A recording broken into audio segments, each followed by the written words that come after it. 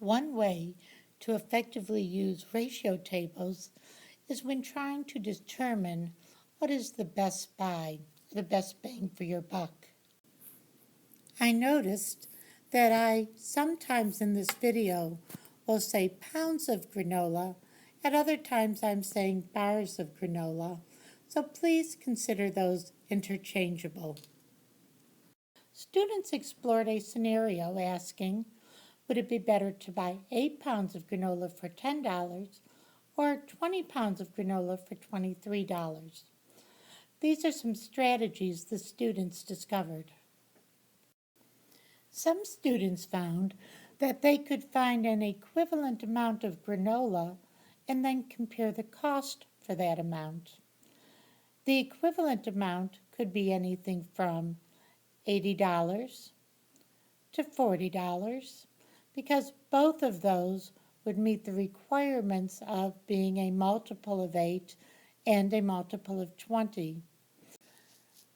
If I double 8, I'm going to find out I have 16 pounds of granola.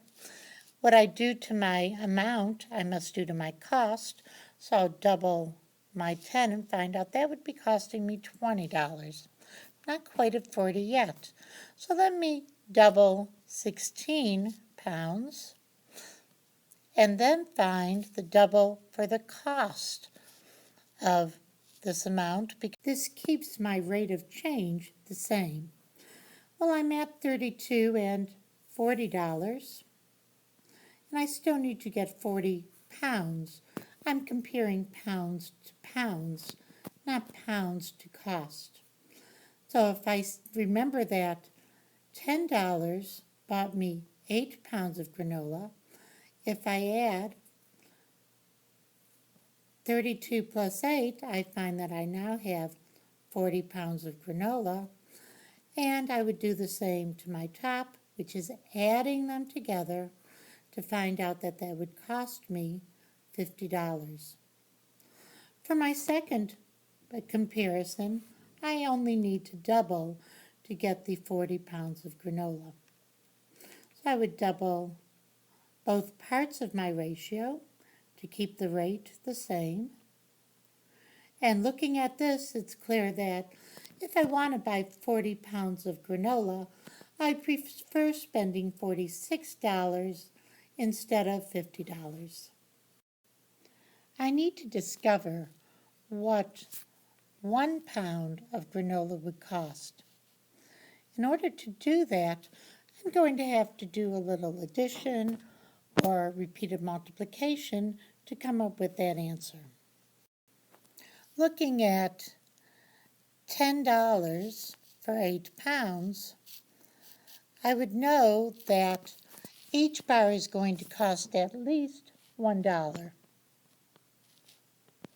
So if 8 bars each cost $1, that would tell me I need to subtract $8 from my amount, leaving me with $2.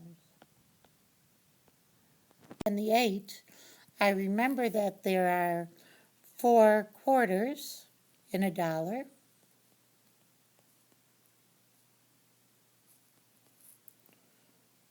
So 8 quarters would give me my $2.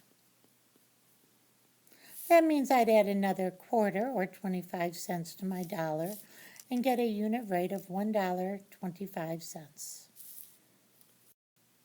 I have found for 1 pound of granola, it's going to cost me $1.25. I need to find the amounts for $20 of granola and find its unit cost for 1 pound. I'm going to do this a slightly different way using what I know about my hundredths.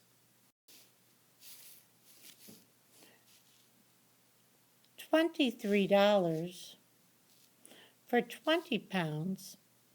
I observed that 20 is a factor of 100. And I know that I can find a unit fraction if I can find 100 of an amount. To do this, I'll first multiply my 20 times 5 to give me 100 pounds of granola. I'll do the same, of course, to my dollar amount, giving me $115 for 100 pounds of granola. $115, I could also say, is how many cents out of 100? To do that, I could divide by 100, giving me my unit 1 for my amount, and giving me $1.15 as my unit amount. Looking at my comparison, it is clear that the better buy would be to buy 20 pounds of granola for $23, since the unit price is smaller.